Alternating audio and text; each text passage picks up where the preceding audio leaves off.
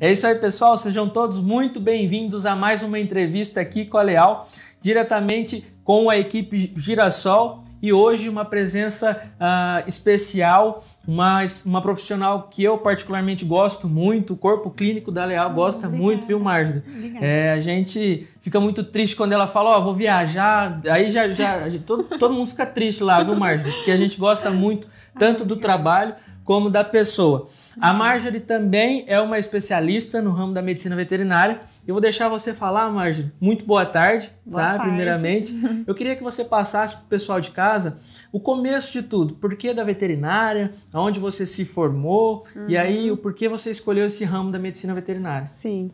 Muito obrigada pelo convite, Giovanni. É um prazer estar aqui. Eu gosto muito da Leal. É uma clínica que eu tenho prazer em trabalhar com a equipe. Legal. O pessoal também. Ai, obrigada. Então, Giovanni, eu sempre gostei muito de animais. Então, eu sou do interior do Paraná, né? Meu avô tem sítio, fazenda, e eu sempre tive essa vontade de trabalhar com os animais. Então, eu fiz faculdade na Universidade Estadual do Centro-Oeste do Paraná, que é a Unicentro, que é numa cidade chamada Guarapuava. Quando eu estava no 4º ano da veterinária, eu sempre fiz estágio em todas as áreas possíveis. Já passou um pouquinho de cada coisa, né? Com tudo. Fiz suinocultura, avicultura, e aí eu fui descobrindo o que eu gostava. Eu gostava muito de clínica médica. E aí, no 4º ano, que eu fui direcionando mais para a imagem, aonde eu fiz o meu estágio curricular com diagnóstico por imagem na Unesp em Jabuticabal. Lá, o professor Marcos Feliciano me convidou para prestar um processo seletivo para o mestrado. Então, eu entrei no mestrado, prestei a prova, passei, entrei no mestrado na Unesp em Jabuticabal, dentro da sub-área de diagnóstico por imagem, mas com foco em ultrassonografia.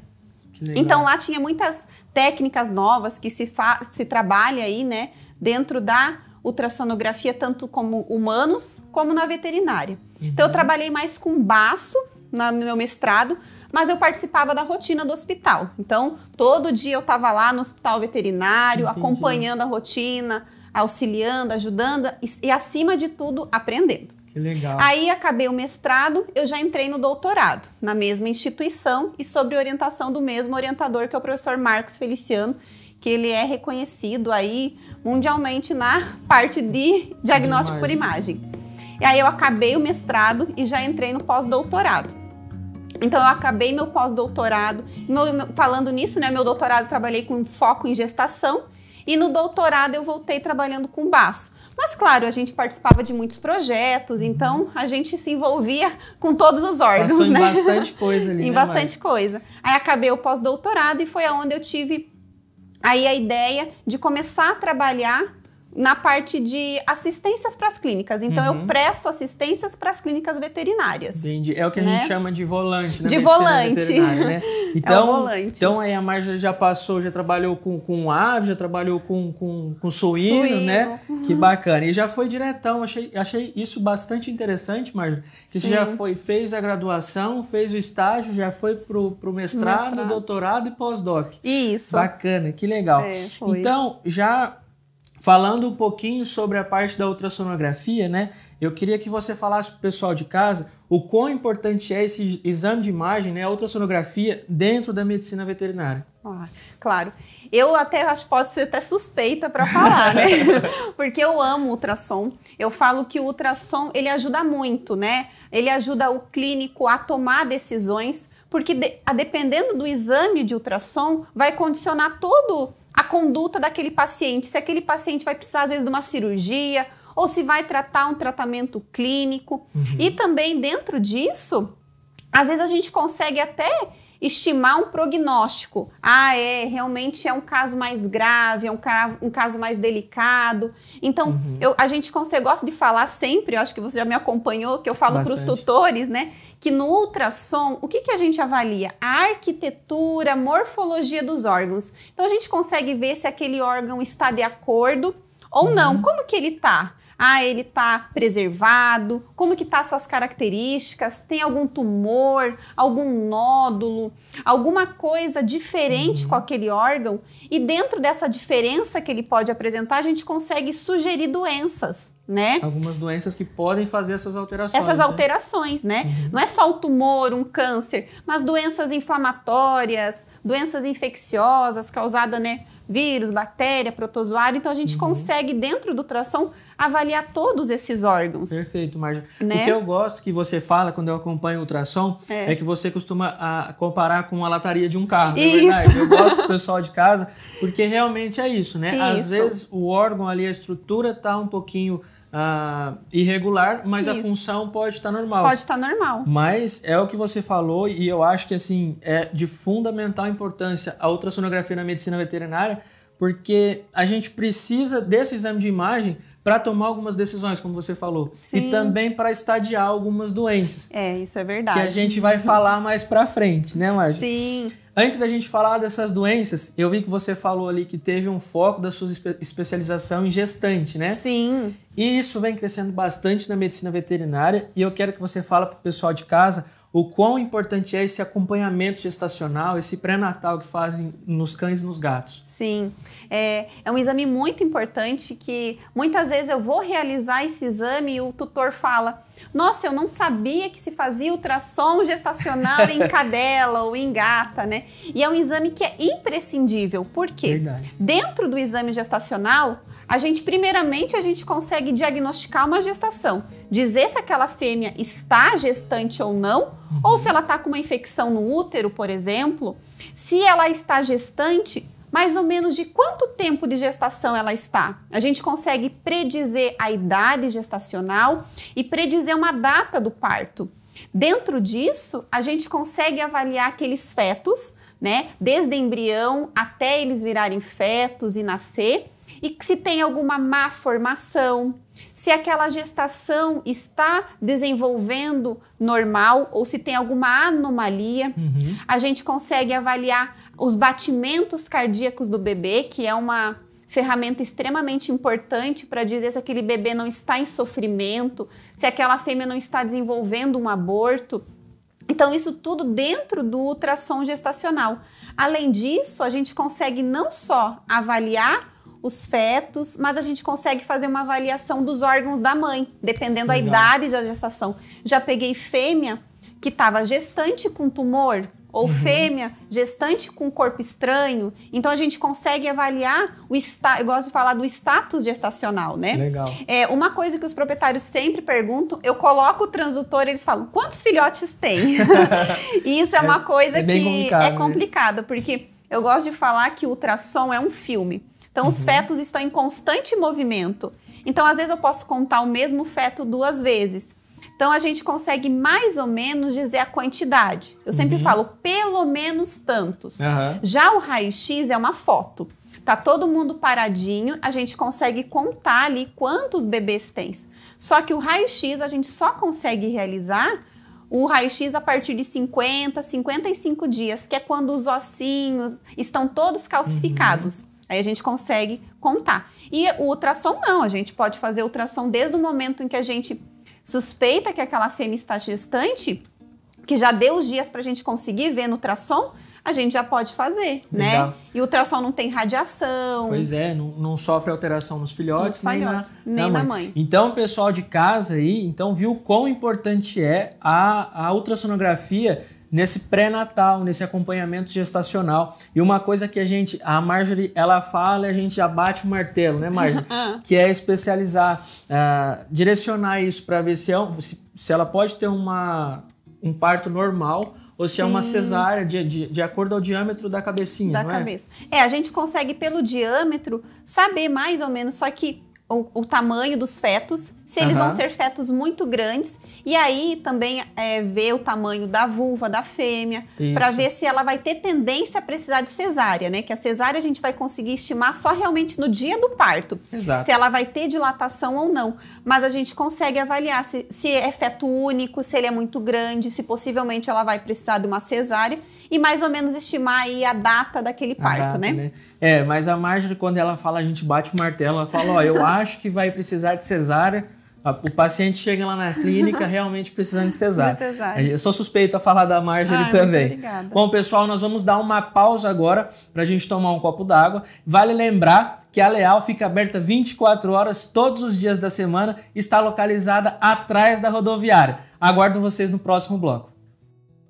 Oi, pessoal, tudo bem? Eu sou a Lorena aqui da Leal. Você sabia que a Leal Núcleo Médico Veterinário funciona 24 horas por dia, inclusive domingos e feriados?